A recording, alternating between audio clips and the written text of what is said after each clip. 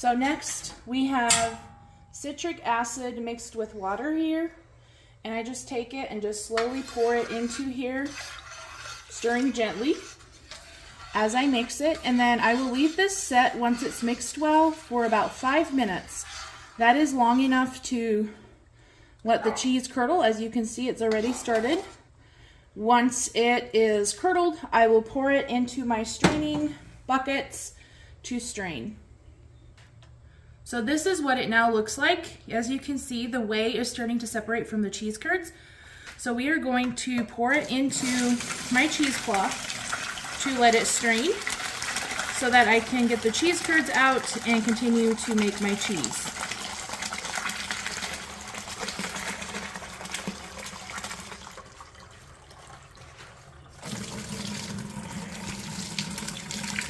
Today I'm going to be making a mock Velveeta cheese, which is very delicious.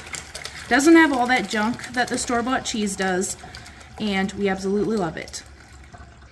Now, as you can see, we have the 2 buckets sitting here. The curds are going to be straining.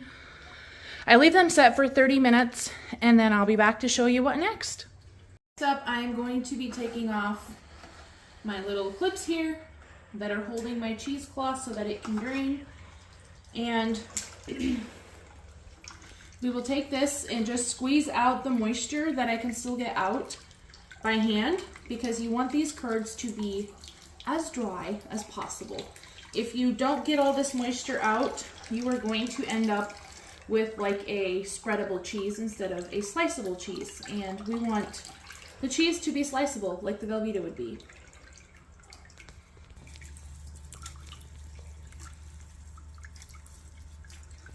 As you can see here, if I squeeze, there's very minimal liquid that still comes out. So we're gonna call it good.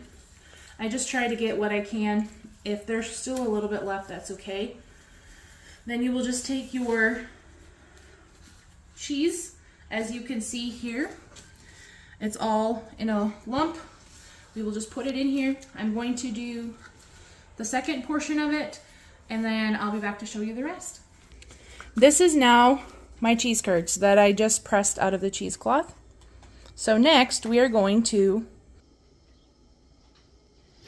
add soda, baking soda, and some salt to the cheese curds. I will mix it well and leave it set while I heat up some other ingredients that I need to heat to then melt together with the cheese curds. So this is, I'm doing a double batch, which is 4 gallons of milk.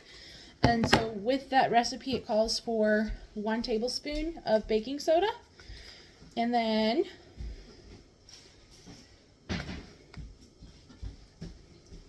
we need 2.5 tablespoons of salt. I personally use nothing but the pink Himalayan salt or the sea salt, just because I don't like using the iodized salt with all the additives and the things that aren't good for it.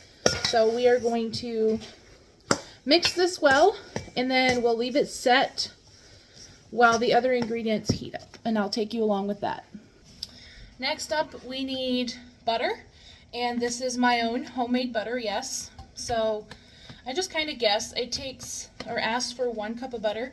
So I always just kind of guess on approximate, kind of like according to, that would be 2 sticks of butter. Since I don't have butter molds yet, I just estimate it. So we do that. As that butter is melting, I try to keep it stirred. But we will melt that, and then I'm also going to add in some milk. And yes, the farm fresh milk, why not? That's the purpose of making homemade cheese. So I need 1 1/2 cups of whole milk.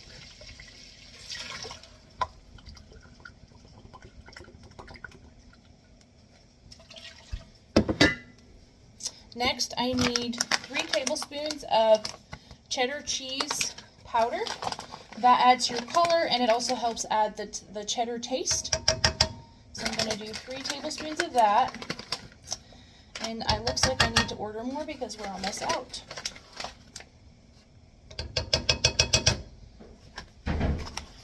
And then just for good measure, I always use this, and I just stir it a little bit.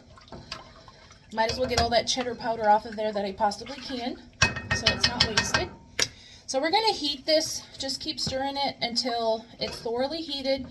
I want it to be hot, just to the point where it's not boiling, but next thing, close to boiling, because I need it to be super hot, because next we will be adding in the cheese curds and keeping it stirred, and this heat from the milk, the butter, and the powder will be what will melt my cheese curds and make my consistency for my cheese. So stay tuned and I will take you along on that journey and show you how it's done.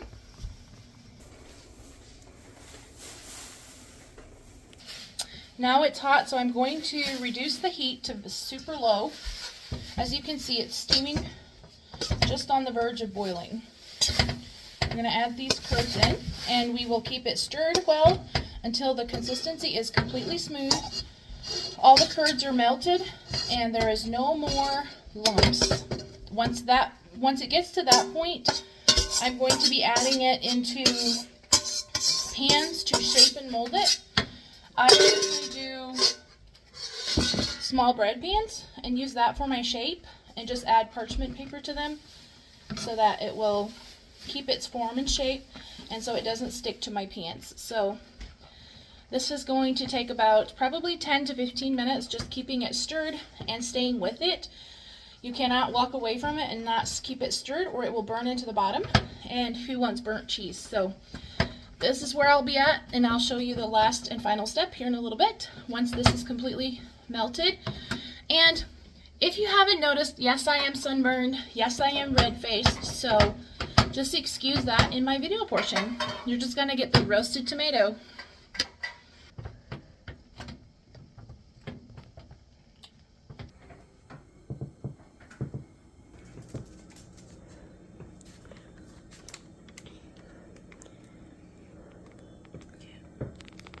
And it's done.